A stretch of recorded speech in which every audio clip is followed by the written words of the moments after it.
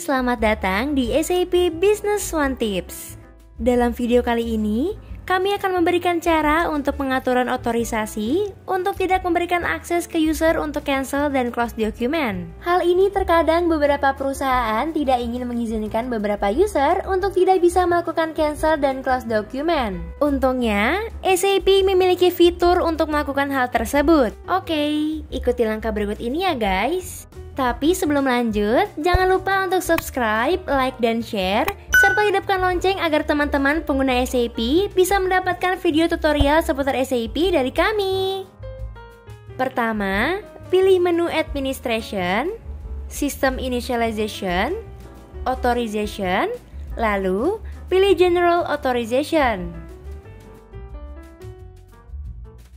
Setelah masuk ke screen Authorization, pilih user yang tidak boleh untuk cancel dan close dokumen. Lalu, drops down menu General. Lalu, cari subjek dengan nama Cancel Marketing Document by Generating Cancellation Document. Lalu, berikan otorisasi menjadi No Authorization. Kemudian, cari kembali subjek dengan nama Cancel Other Document. Lalu, berikan juga otorisasi menjadi No Authorization. Begitu juga dengan subjek close document. Setelah itu, klik tombol update. Anda juga bisa untuk tidak memberikan otorisasi kepada user lainnya.